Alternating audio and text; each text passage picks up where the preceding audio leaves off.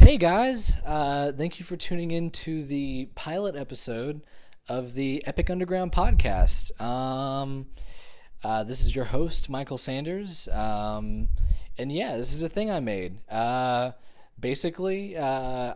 love talking to people. I love meeting new and interesting people. And I don't know. I've been playing in bands and stuff for a good few years, and I've met a lot of people along the way, and I don't know. I like to add a little bit of personal context to people's art. It's always interesting to hear what people's backstories are, and how they feel about the business and what their influences are. So yeah,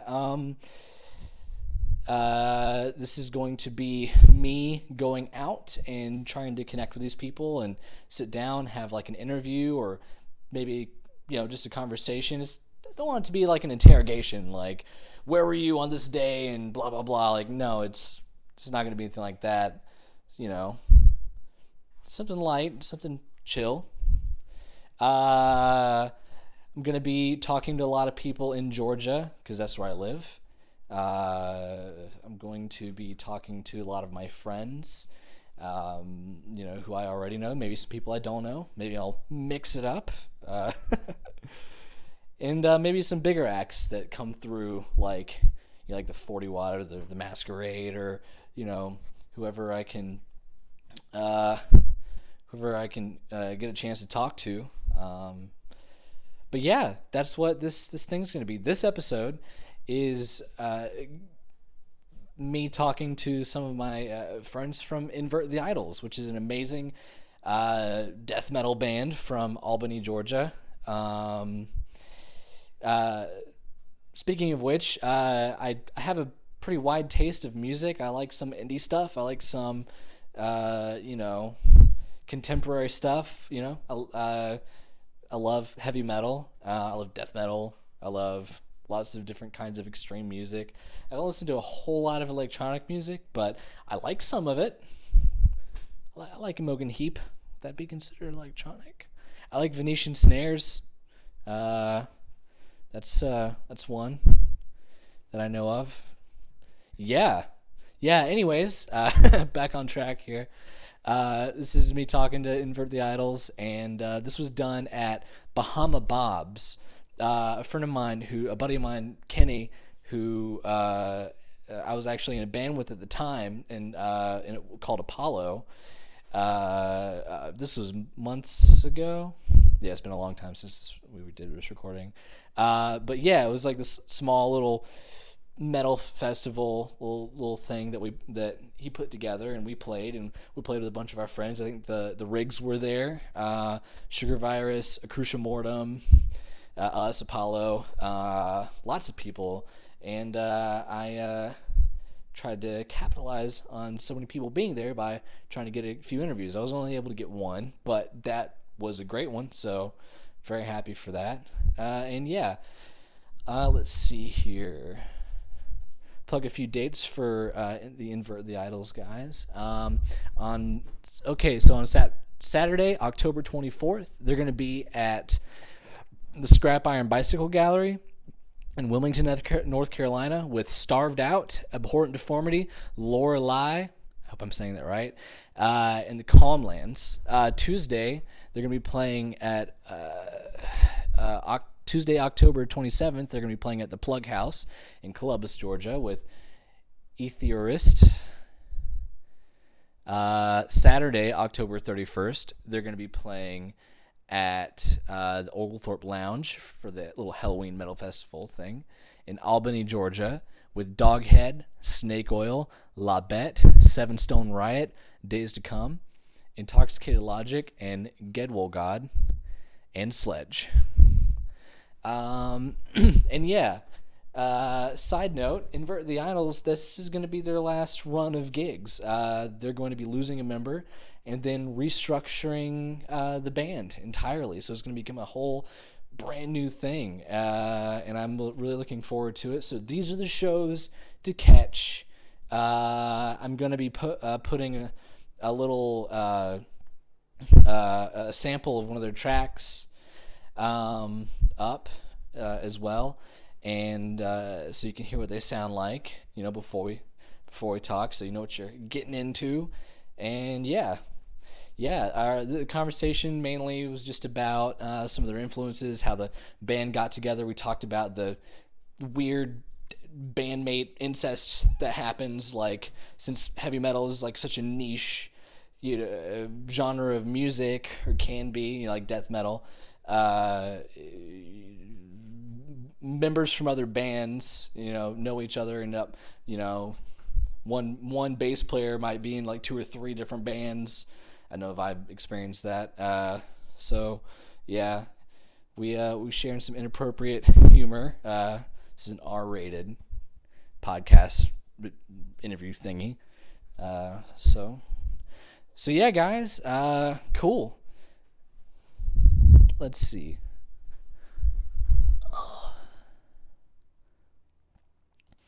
The song we're about to listen to is An End to Everything off of their new album, Condemnation. All right, guys, let's start the show. Then there's maybe 80% of the population whose main function is to follow orders and not to think.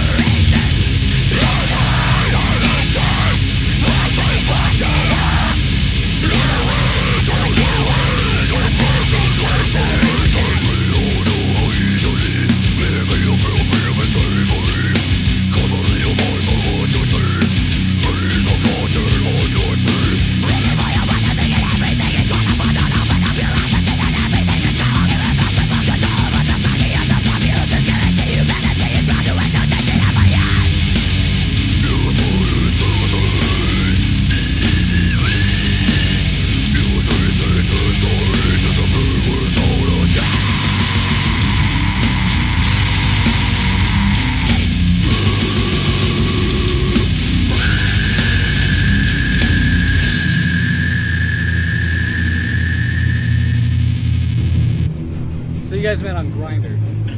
Okay. If you want to go around and introduce yourselves, try to lean into the mic a little bit. Try to out yell. Alan Hall, drums. This way, I'll scoot over for you. Neely, I'm vocals. James, guitar. Please, guitar. Sarah, bass.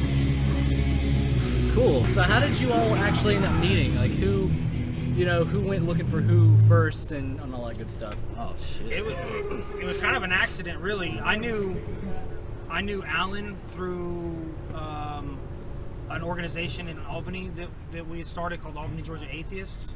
Mm-hmm. And we had a mutual, I guess he was more your friend, that I met through Alan, Jake Simpkins, who was the original drummer for the band. And we had this idea that we were just going to kind of start up like a studio. It was just going to be a studio-based thing because I've got a studio at the house. And, right, just something to kind of mess around in your free time. Yeah, that's all it was going to be. It wasn't really going to be like a legitimate band. And then we wrote a couple songs and pushed them out on Facebook and got a pretty decent response. And you want to say the original name? Yeah, the original name was Shit Spinner. And Shit it was Spitter. Like, yeah, it was like a terrible grindcore band. That's brutal. Thank you, Jake Simpkins. Yeah, but when we started putting together serious music, we changed the name. And when did the name get changed to Invert the Idols? Immediately when James joined and said, "Fuck no, I'm not gonna play in a band called Shit Spitter." More or less. Yeah. Well, I thought it was you and him. No, it was Jake and Alan and a couple other people. It was basically Jake would program things on his laptop. Okay. We'd get drunk and I'd yell into his laptop, and that's literally. And then James so jumped you were on literally board. Shit spitters. Yeah, it was terrible. Shitting spit in the microphone. James jumped on board. We scrapped everything that was that we'd previously recorded, and we like started from scratch and really became Invert the Idols. So that's just like a funny way we came together, but we don't really consider that the start of the band. Okay. Yeah. But I mean, we released like 3 songs, and everybody was really kind of into it. So we decided, nobody was really doing anything. We decided, let's give it a try. And yeah, I mean, I think it was probably Alan was originally on vocals. I was doing guitar. Jake on drums. We had another guy named Kyle that was doing vocals. TC Clifton, who plays in Here to Party now, was our other guitar player. Okay. And we went through a handful of different people on bass before we actually brought Weez in to play bass. And Weez, who is here with us now? Yes. Who is currently playing guitar. Guitar Okay. now. Yeah. Before you got Sarah, obviously. Yeah, this was before Sarah, before Neely. We just got together and we started writing music, and I want to say within we started in June, and our first show was the end of October. Yeah. So in that time period, we wrote enough music for a full set, had a couple cover songs, and we hit it pretty hard. But Jake ended up moving to North Carolina. So that set us back a little bit. We had a couple months where we didn't know what was going on, Yeah. And then Alan made the decision to move behind the drum set. Or he was coerced into Yeah, we really coerced. It really came to a point where it was either Alan moves to drums or Invert the Idols was done. Because we had a really hard time finding a drummer that was not only interested in playing what we were doing, but that could actually do it. Right. When you got Would you say that in metal, that's one of the hardest things to do? Finding a bass player that can play the material and finding a drummer, and finding reliability in both of those. The drummer was the hardest part, man. The drummer was the hardest part. Like I said, Jake left he moved at the beginning of November, and we didn't get back to playing shows until May is when you joined. So I mean, that was like 5 months. We didn't know what the hell was going on, and then so it kind of got to the point where. I think we were all getting tired of sitting still. Yeah. And it just kind of got to the point where it's like, hey, either we explore this opportunity, this option of Alan moving behind the kit and seeing if we can find a vocalist, because vocalists are a dime a dozen. Yeah. Or, this is kind of the end of Invert the Idols, and we're going to go our separate ways. That was a subtle fuck you, Neely. Yeah. I got you guys. Wait, how is that a fuck you? Vocalists are a dime a dozen. Yeah. Oh, okay. It's a joke. But Alan made the decision. I mean, it was really great of him to do that. It's not easy to step from being the front man of a band to really the guy that's kind of in the background more than anybody else. You know what I'm saying? Like, he's stuck behind a kid, and so it was a big step for him. So you were doing vocals up until then? Yeah. Our first EP was him on vocals. Okay. And so Alan, you got, you went to the drum set. Yeah. And then you guys started looking for a vocalist. Yeah, we started looking for vocalists, and we talked to a handful of people, and Neely came out and tried out, and like his vocal style it fit what we were trying to do. It fit the direction that we wanted to move into. And having Alan behind the kit, I don't want to come across like I'm bad mouthing anybody, but Alan's capability was a little bit more advanced than our previous drummer. So after a little while, I'd pretty much all but given up playing drums. Yeah. I hadn't been on the kit in 2 years since then. I'd given up on music until just doing this little stupid project with Jake. Yeah. And when it got serious, got vocals up and had not sat down behind a kit, so I had to relearn how to play. You have the basics, but there's some of the fundamentals that are just completely lost. Now, speaking from experience, hearing you guys, it's hard to believe because, your shit is tight. All of you guys especially, but and that's really. You don't seem like anyone who's ever struggled. Well, it comes back quick. It's like learning how to ride a bike. That shitty analogy, but we had somebody come out and try out for drums. Yeah. At one point, and Alan sat behind the kid, never playing any of the songs on drums before, Alan sat behind the kit and was showing this guy that was trying out like the song structures and things like that. And Is that when you got the idea? Well, while he was playing, like the guy that even tried out, he's like, look, you know, really, you guys already have the perfect drummer. Really? You know. Oh wow. And so that's kind of, you know, it's an idea that had been tossed around a little bit to that point, but it wasn't really a big idea that we were trying to run with. Right. And then I think, like I said, we just kind of reached the point of desperation where we really wanted to get back out and play music. We had worked really hard to build the songs that we had. We had just released an EP. You know, we wanted to be able to continue forward. And so Alan moving back there, it opened up a lot for us in terms of what we could do. We were able to speed up a lot. We were able to get a little bit more complex in our songwriting. Having Neely come in, his vocals, he's able to do a lot vocally. Now, again, it's not to put Alan down, Yeah. but there's a lot of stuff that Neely can do that is different than what Alan could do, and it opens up a lot in that regard as well. Well, I'm sure if you did a musical chairs with it and you all traded places, it would be a completely different band. It wouldn't necessarily be better or worse than before, but it would be a different animal because you put different forms of expression in different instruments. Right. And then ITI became something different. Yeah, and then it's some, you know, right after we released our EP, Weez had come in and started playing guitar instead of bass. So for a while, we actually had 3 guitar players and no bass players. Wow. And then our other guitar player at the time, TC, had made the decision that he was going to leave Invert to go play guitar for another band. Okay. Which went on to be. Well, I'm not going to name the other band. Okay. He got screwed it's over. not the band he's playing with now. Okay. But they kind of fucked him over because they asked him to play. He told us he was leaving, and then they were like, "Oh, sorry, you're not really going to play with us." So at that point, we decided that instead of bringing in another guitar player, that we were going to bring in a bass player. Okay. When TC So wait, left. did you get? So Cad came in, and then you started looking for a bass player. Well, Neely came in, and it was probably about 6 months later that TC left. Okay. And then that's when Sarah. I'm curious. What was the audition process like for you? Like, and what was your impression of these guys?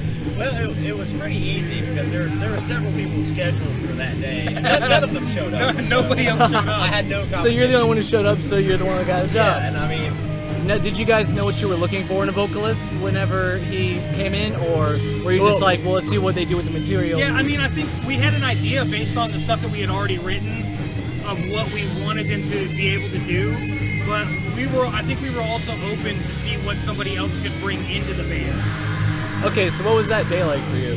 well, I walked in and I saw Weez, and I was like, this guy looks really fucking familiar. Yeah.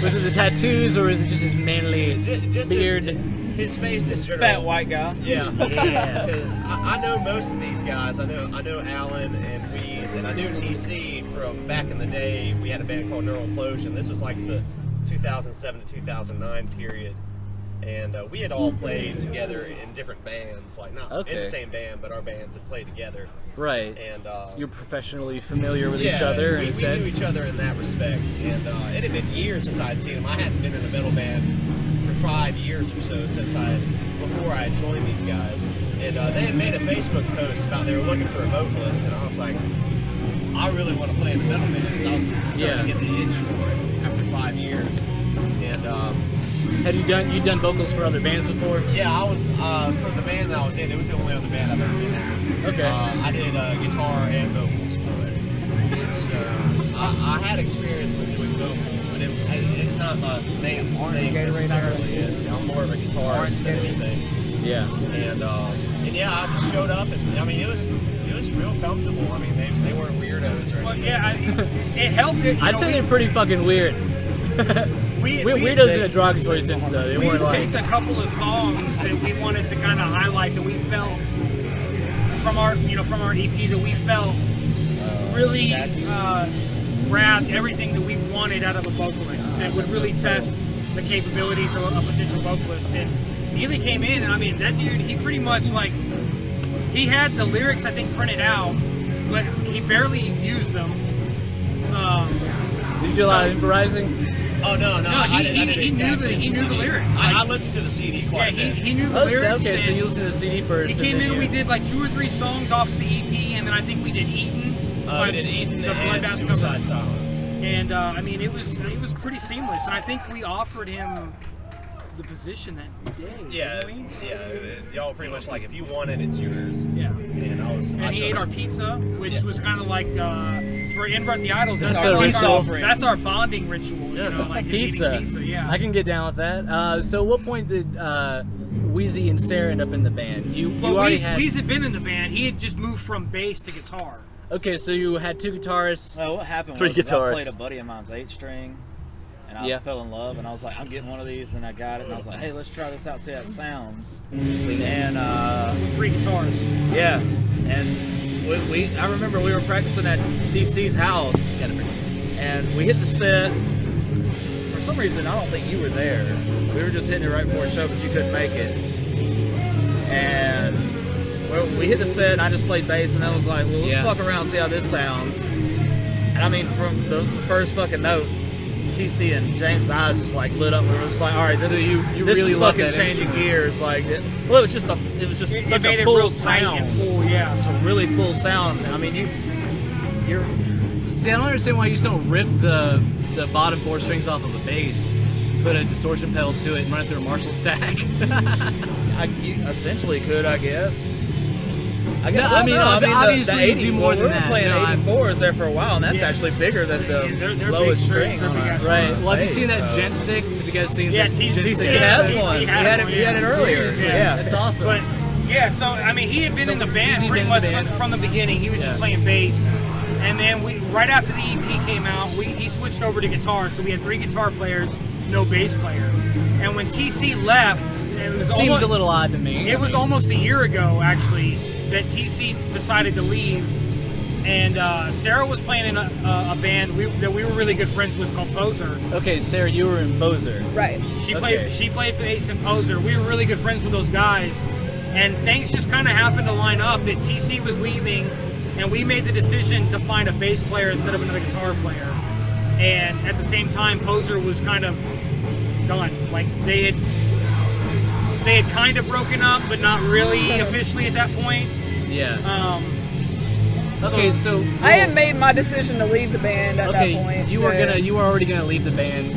How did you end up meeting these guys? Well, actually, I've known these 2 guys for a really long time. I've known him since high school, and I've known him since me and him started out in a band together. You gotta lean in a little bit. We've been Alan in and 2 I- bands together. Yeah. 2 of the same bands together. We were in a metal band together, and then like a sort of punk, post-hardcore, whatever. I don't know what you would call it. Pretty singing core. I think is pretty singing core. what they call it. Pretty core. Pretty core. But yeah, so I left Poser, and James had messaged me the day after TC had left, and asked me if I knew anybody that played bass that would be interesting for trying out. And I was like, hey, what a coincidence. Right? I'm also thinking about doing this. Yeah. Yeah. And Her exact words were, "I want that spot."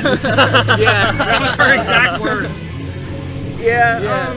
I've always noticed that in bands, like in a lot of metal bands, before any one like act gets specifically formed, like everyone already knows each other by a certain point. It's such a small community that everyone's bound to run into each other at least once. It's so niche that everyone knows each other. Okay, so you said I want that spot, and then did you just get the spot? Did you audition? I pretty much just got the spot. Like, we'd already heard her James was play. like, hey. We knew what her because out of all the bands we played with up until Poser broke up, we had not played shows with more shows with any other band than Poser. Like, I mean, easily half of the shows that we played with were with Poser. We knew what Sarah's capabilities were. We knew what her stage presence was. They knew her for years and years outside of the band. I at that point had known her for a couple years. It was really a no-brainer. So there was no audition. It was just kind of. Hey, learn all these songs in 3 weeks because we got a show coming up. There was no question as to whether or not they could be done. It was really just about being political at that point, because you know, You didn't want to make it seem like you were leaving the other band for Invert. Right. It always ends up kind of weird when it is. Yeah, everybody made that assumption anyway. Some people so. say that again. Some people took that as they're like leaving that band for us. Yeah. Okay. Somebody got pissed off about it, but Oh yeah. Well, a now lot I mean, of there's people did. I guess there's two facets to that, because it's like, are you leaving the band because you want to leave the band anyways, or are you better friends with these people than us? If we do something, people get defensive automatically. I don't know. It was like I had my decision made before I even talked to James about it. Really. Okay. So Well, you yeah, know, 'cause whether at I had a first- band to go to or not, I was done with Poser. Yeah, because at Okay. first, see, we didn't even know that Poser was on the fritz. Nobody knew at that point. And my response was like, no. Yeah. I told her no because I was like, look, you know, right now there's no room for like this double band thing, and like you guys, we respect the band Poser too much as friends, as musicians. So You don't want to cause a stir. right, to steal their people from them, you know, and that's when she explained everything to us at that point, you know. So we were trying to handle everything politically as possible, Right. so that we didn't stir up shit in the scene. You know, we waited for Sarah to announce her leaving Poser on her own before we made an announcement that she joined Invert. And Yeah. again, there was no, like, she was in, and within 3 weeks she had learned our entire set and was playing shows with us. You know. Hell yeah.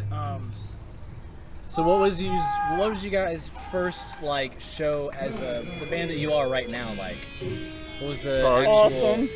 Oh, Yeah. that downtown. Yeah, it was a show. I put together a show at the Art Park in Albany, and it was what you said earlier, August 23rd. Yep. August 23rd of last year. Because it would have been the 1 year anniversary of Poser. Yeah. Yeah. But it was a great show. It was hot as shit, like it is Yeah. today. But I mean, it was a good show. Like I said, she had 3 weeks. She had learned our entire set. You know, for the environment, it was as good as it could have been. You know, we had shoddy PA and that kind of stuff. Yeah. The city had fucked us over, and we didn't have power, so we were having to run a generator. And Holy shit! You had to run a generator for the show? yeah, I've never seen. I've yeah, heard that it before. was pretty fucking crazy. Yeah. But yeah, it worked out. It worked out well. You know, and Cool. this is the tightest that we've ever been. Like these 5 people is the tightest this band has ever been, and it's really like opened up a lot for us. Okay. And how long have you guys had this particular lineup? August 23rd. Well, August 23rd would be the first show. That'll be the 1 year anniversary of the first show with this lineup. But this lineup's been about a year now. Okay, cool. About a year now. Very cool. So, have you guys ever been on the road? As in, like, multiple day kind of things or anything like that? Well, yeah, did that, like, we did three that, show we did that thing. show like last September or whatever. We did like 3 shows in a weekend. The 2 are in the same town, so. Okay. It still sucked. yeah. Yeah. It's pretty. I mean, it's pretty it's rough. Oh, I I mean, hope that makes the anytime where you are. I farted. Oh, you're gonna get a lot of farts in the Deadcast, I guarantee you. Metalheads have like a really high fart ratio. But yeah, like, I don't know, any time that you have to play away from home, you have to spend any amount of time, like sleeping in a van or something like that, I consider that being on the road, you know? Yeah, I mean, because of our work schedules, we don't really do many shows where we've got to stay overnight, you know, because we all have, I mean, most of us have families, you know, we have kids. 3 of us in the band, we've got family, you know, we have a wife and kids. Okay. Yeah, how do you guys feel like the band affects your personal lives? As in, you know, splitting time with that and them and taking opportunities where they come up, all that kind of stuff. I don't know about the rest of these guys, but I put a lot of my free time into this band. Yeah. Because I do a lot. I do a lot of merch designs. I do flyers. I book shows. I do all the production for our releases. I guess technically you all do it in your free time because you're not getting a salary for it. Sure, but you know, it's caused some problems. Yeah. You know, I mean, Scheduling, I mean, between 5 people, it's almost impossible. I can imagine it's almost impossible sometimes. I mean, Everybody look at Alan. Yeah, Why is it everybody looking sucks. at Alan? But You know, I only have a 2-year-old that can bitch at me for it, so I just tell him to shut up and go on and play the show. You have a 2-year-old? Yep. Weeze has the youngest. Yeah. 2 I babies. got one that's she's 5, and one that's a year and a half.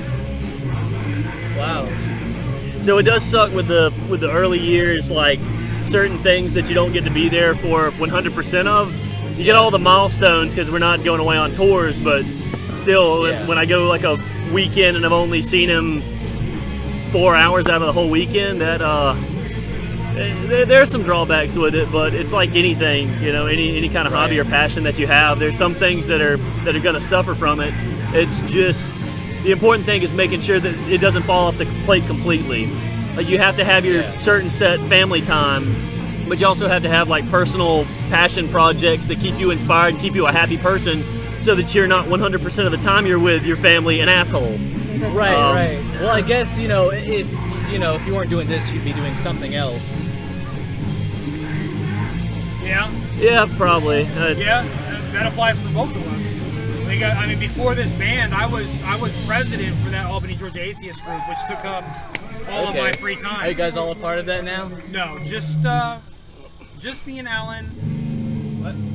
Albany, Georgia Atheists. Are you My AGA? members? Yeah. I'm on the Facebook group. That counts. Hey, Facebook group counts, right? I mean, it's not. I'm not even really that active anymore. Yeah. But for a while. Well, this has got to take up a lot of you guys' time. This band is why I stepped away.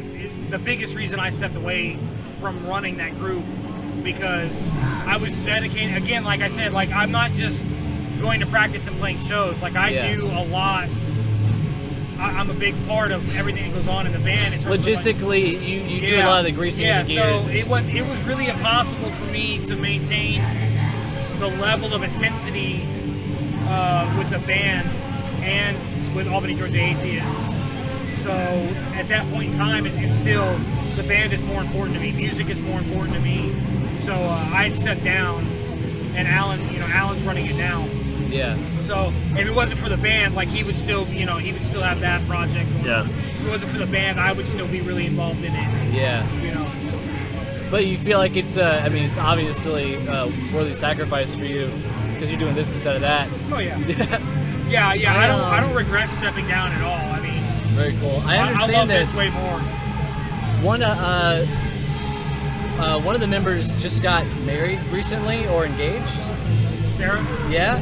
Congratulations. It's Thank you. Really, really great. How long have you guys Yay, married! Yeah, we're in the South, so we get a lot of that sometimes, unfortunately. But no, are you excited? You guys have the wedding planned already? For the Don't most talk about part. anything you're not comfortable talking about, obviously, to your comfort level. Well, we're not doing anything really huge. We're just doing like a tight, small intimate family get together in the band, of course. They're basically family anyway, so. Okay. No, fuck that with the wedding night. Details wedding night. Nothing you're uncomfortable talking about. Picture But didn't give happen. every detail.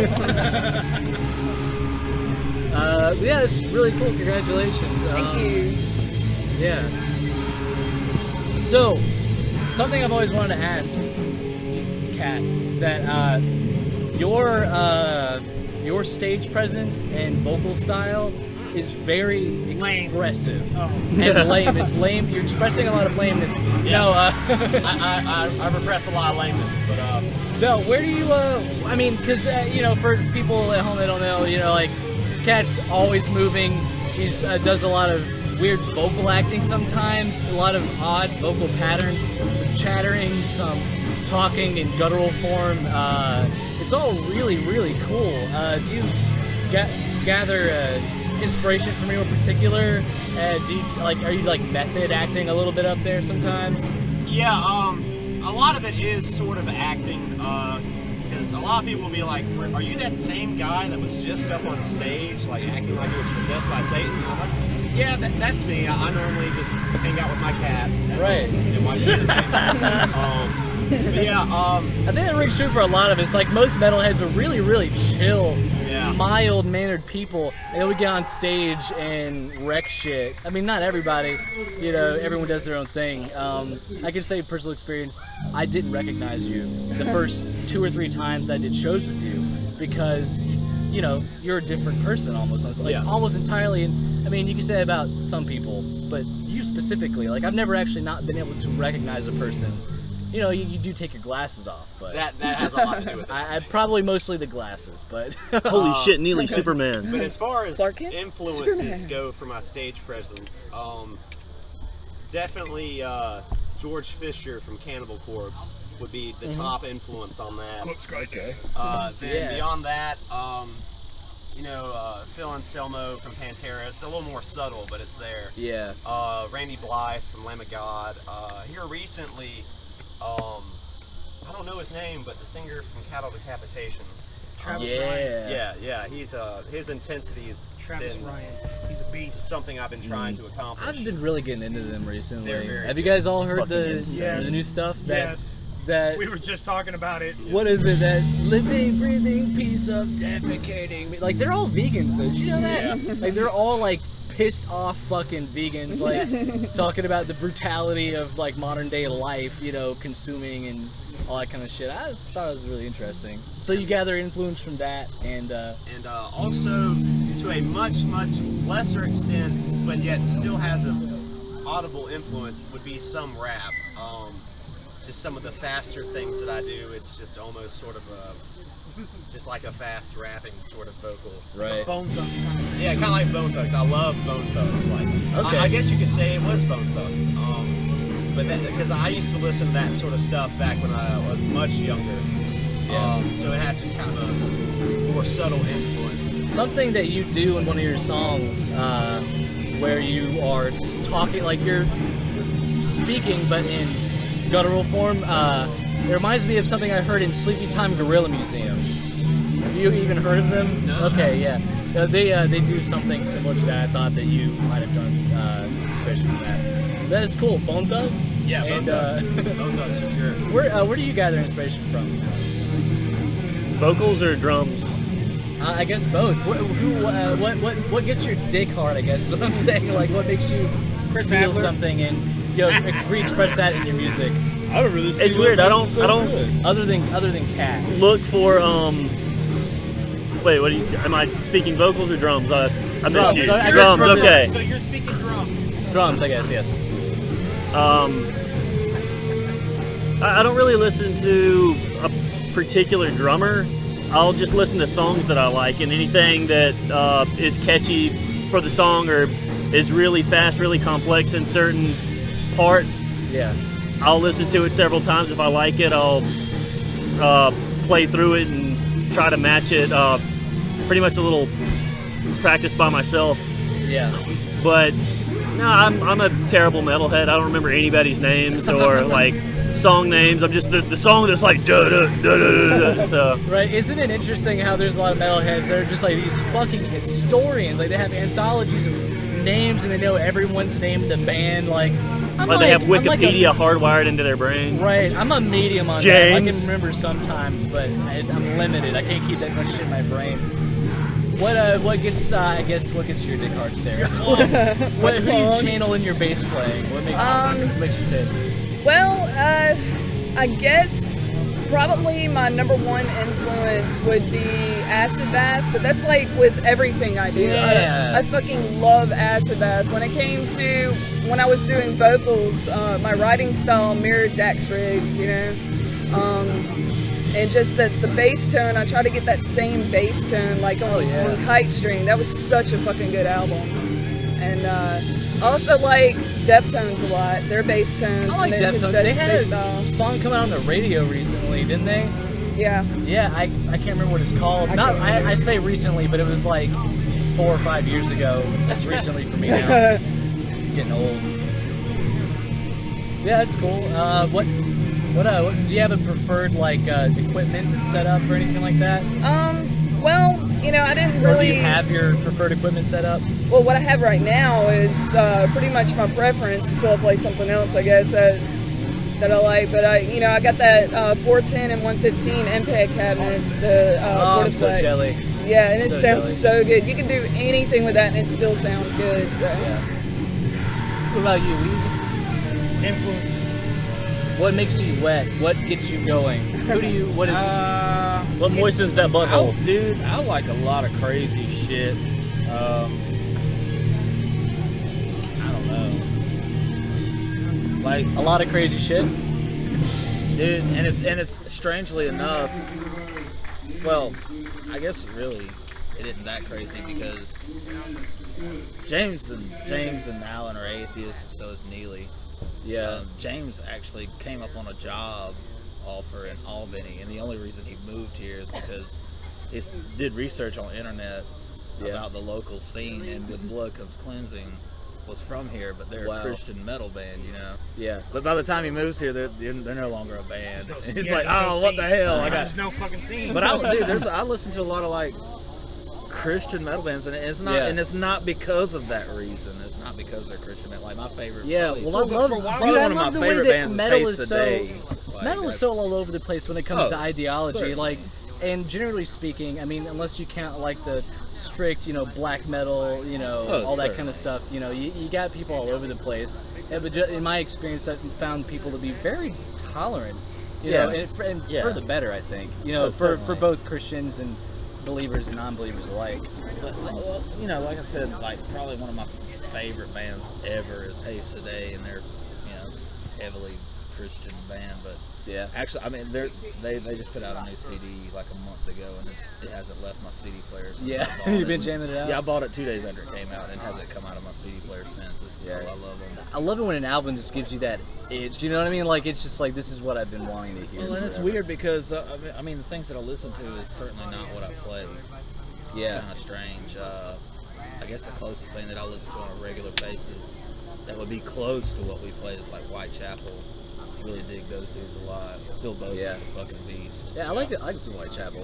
Yeah, they're heavy as far as hell. metal vocals go, man. There's 2 guys that are like number 1 to me, and that's Bill Bose and Randy Wright. I mean, there's not really anyone to fuck with those dudes, and for what they do, I mean, they can't.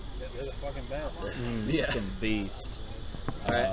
I guess I don't know really my guitar playing. I don't really know in stage presence wise.